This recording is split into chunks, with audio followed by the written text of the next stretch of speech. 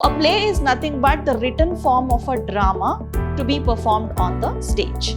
So that is the meaning of a play. You are thinking how it is relevant in your life, or you are reflecting upon what has happened and what can you learn from that incident. So that is reflective writing. Summative assessment, that is the term end exam. Thus, that will be for 60 marks and altogether it will come to 100 marks.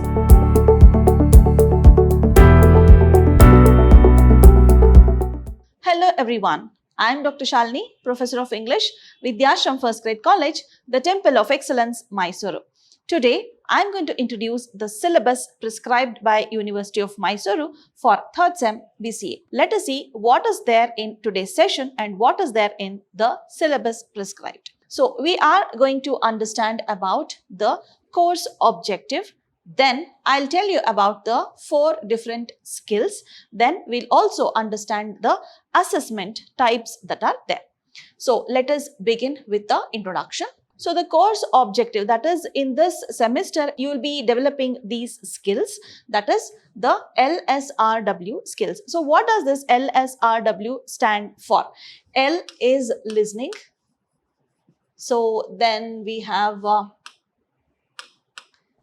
S is for speaking again. So your speaking skill also will be developed in this semester.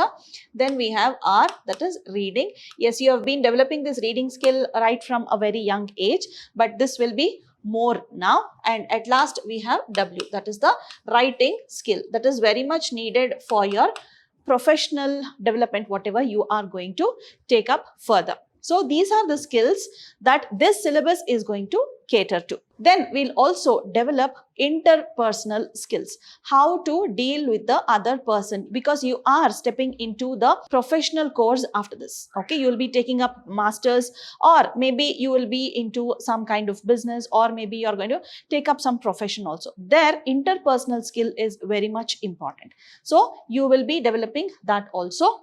You will also be grooming your presentation skills. Presentation meaning you need to develop the presentation physically, not the PowerPoint presentation. So that you will be developing how to present it very well is what you are going to understand. Then we'll also acquire the language skills. So how to present it.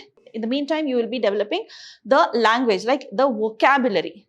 Okay, so you will be developing your vocabulary, the voice intonation, so all the things you will be developing with the help of these skills. Okay, so when you have activities catering to all these skills, all the other skills will be within you. So next we'll start with the reading skills. We have Macbeth, the play written by Shakespeare this time for you. So last time you had a few poems and a few lessons, essays and all, it was very easy for you to understand. But this time you need to concentrate on various skills. So you are going to start with the reading skill, that is Macbeth, which is a play written by Shakespeare. So a play is nothing but the written form of a drama to be performed on the stage.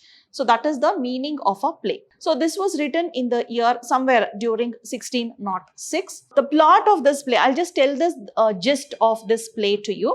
So there are 3 witches. They prophesize. They actually tell the prophecy that the Scottish general Macbeth. So this takes place in Scotland, and the Scottish general Macbeth, so he will be the king of Scotland. So this is the prophecy given by the witches. This plan, that is becoming the king, that idea was encouraged by Macbeth's wife, that is Lady Macbeth.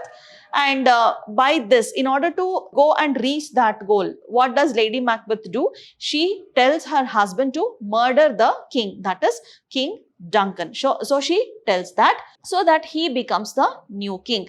So because of this, like in that hangover, like he kills one person and that actually leads to murder of many other people. So this it's a kind of paranoia, that is the fear of being caught. So he murders other people also. So due to this, civil war erupts to overthrow Macbeth. So the people want to overthrow Macbeth, and this results in more death. Okay, this is the one-line summary of this play Macbeth. So we have many characters over here. Which are those? We have Macbeth, the leading character. Then we have Lady Macbeth, the very important character, Macduff, and 3 witches we have. Then we have Malcolm and Banquo. When I'm giving you the lecture about this Macbeth, I'll be talking about all these characters. Okay, so the author of this play is William Shakespeare. This totally consists of 5 acts and 28 scenes. Okay, we'll go in detail in this play a little later in our coming lectures. This is an introduction, so I have just introduced you to the play. Then we move on to the listening skills. In this listening skills, we have 5 speeches. Okay, you need to listen to those 5 speeches and you need to answer the questions that are asked by the teacher in the class. So which are the speeches we have? So we have persuasive speeches. Okay, listening to that, you will be persuaded to do something. You will be persuaded to achieve something. Okay, so that is called as persuasion. Persuasion means you will be motivated to do something. So that kind of speeches you have over here. So at the outset, I'll just tell you what and all are the speeches now we are going to understand.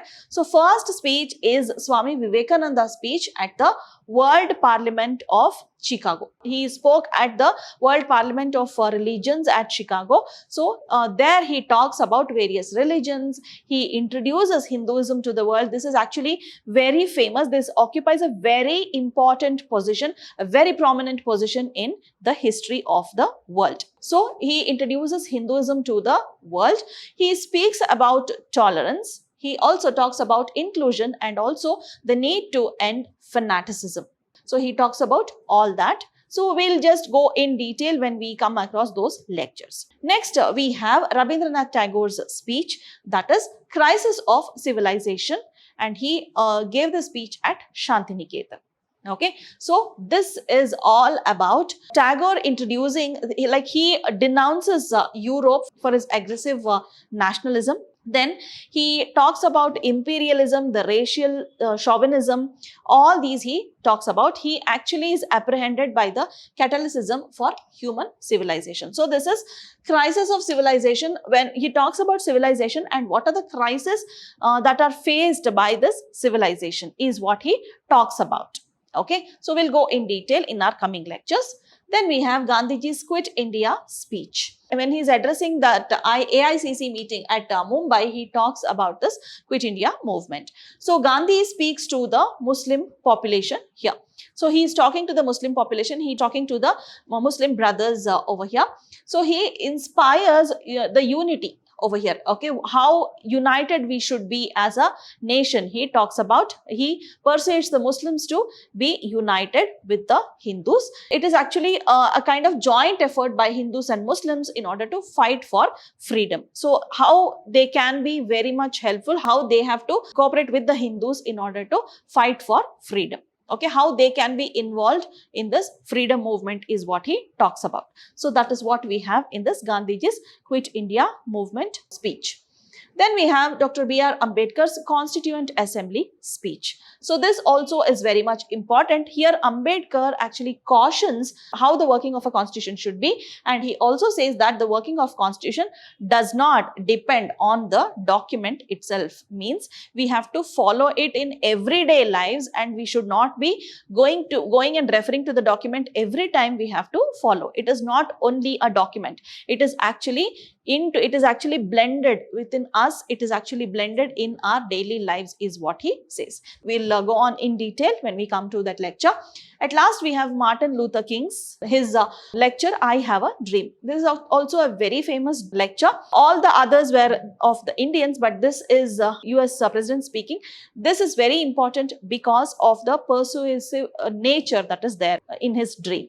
Okay, so he calls for equality. The earlier speeches, whatever we saw just now, they were all Indians and they were actually gave a call for equality. Here also, he talks about the inequality shown by the government, that is the people, the white people and the black people. So he calls for equality. The importance of everyone being treated equally is what Martin Luther King says in this I Have a Dream. This is not relevant only to the US, but he wants everybody to be treated equally. That is why it is relevant to the whole world. That is why people read these speeches even now. You will be listening to these speeches in the class and you will have to answer the questions that are asked over there. Okay, let us move on to the next skill now, that is speaking skill. When you have read, when you have listened, you have a lot of knowledge. Now you have to speak it out. Okay. So in speaking skills, we have this informative or instructional presentation. All these whatever I am talking about is presentation only. Means you will be speaking in front of the crowd, in front of the teacher in the classroom. Okay, you will have such speaking skills now. Informative and instructional presentation based on some project you have done or based on some survey or case study you have done. You will be speaking it out in the class. You have persuasive presentation also. You have done something and you're inspiring the people to do that. Suppose you have interviewed a person there. Maybe some person is very prominent in your locality. You have interviewed that person and you will be talking about that person over here. So you will be talking about that person, and that is nothing but a persuasive presentation. Then we have a decision making presentation. Decision making, when you do a case study, you are deciding on something. So that one is decision making presentation. You are presenting that survey, you are preparing a report of that survey and presenting it. That is nothing but decision making presentation. Then we have demonstrative presentation. You have done some case study probably. You are demonstrating something. If you are comparing two things and giving some decision, then it will be a decision making presentation. Suppose you are presenting something in front of the crowd or in front of the audience, that becomes a demonstrative presentation. So these are the 4 different types of speaking skills you are going to develop in this semester. Then we are coming to this writing skills here. So what are the writing skills? You have various types of writing. So what are those? We have descriptive writing. It is a very long writing. You are describing about something. So that is descriptive writing. Then we have narrative writing. Maybe you are writing a story or you are narrating an incident of your life. That is nothing but a narrative writing. So you are talking about yourself, or maybe somebody else is talking and you are writing it. Okay. It can be a first person narration or maybe a third person narration. Then reflective writing. You have an incident and you are reflecting upon it. Means you are thinking how it is relevant in your life, or you are reflecting upon what has happened and what can you learn from that incident. So that is reflective writing. Next we have argumentative writing, that is persuasive argumentative writing. You propose some arguments and that will persuade somebody to accept some fact that is before you. So that is persuasive argumentative writing. Then we have comparative writing. Suppose you are doing a case study, you are comparing two things. So there, when comparison happens, when you are writing a report, that becomes a comparative writing. So whatever you have written over here, that will be presented in the form of speaking skills in the class. Then we have cause and effect writing. So there is some incident that has happened, that what is the cause for that and what is the effect of that. So this will be presented by you. So whatever projects you have done, whatever surveys you have done, interviews you have done, whatever it is, you will first prepare a report. That means writing skill happens first.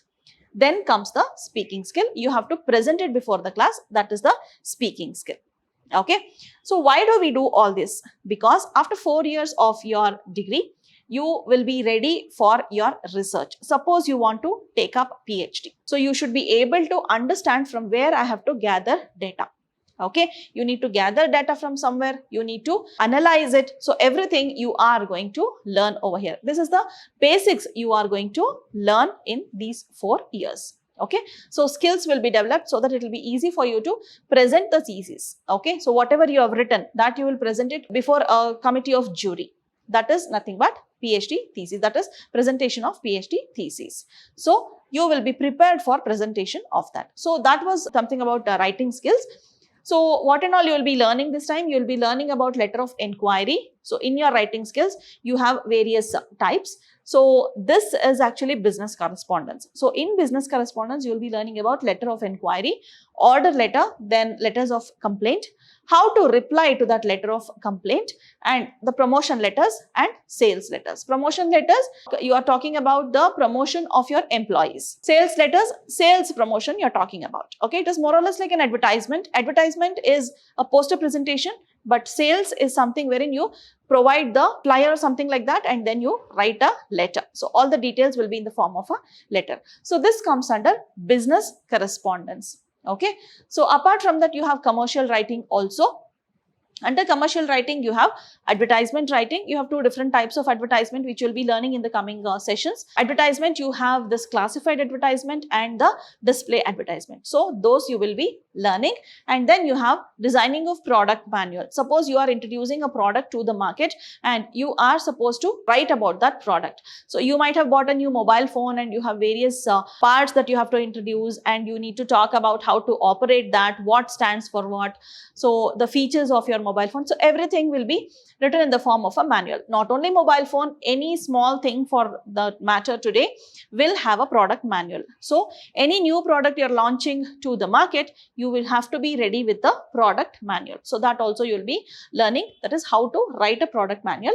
Then you have poster or brochure writing. So this display advertisement and brochure making, we'll learn it together because this is more or less the same. Classifieds is different. This display advertisement is different. So we are going to understand this poster and this brochure writing together. Okay. So this was the writing skill part that I told you. Coming to assessment part, this is similar to the previous year's assessment only. You have formative assessment, that is the internals part. So this one will be the internals part, the green book, blue book and all, and also the presentation part, whatever you have. So all that will be there for 40 marks, and summative assessment, that is the term end exam. Thus, that will be for 60 marks, and altogether it will come to 100 marks. So what do we do in this formative assessment? So that 40 marks what you have, what and all do you do in that? So first internal test, what we are going to conduct, it will be reduced to 10 marks. Then we have second internals also, that will be reduced to 10 marks. Apart from this, we have some assignments also, that is survey, interview, whatever it is. Okay, that will be there for 20 marks.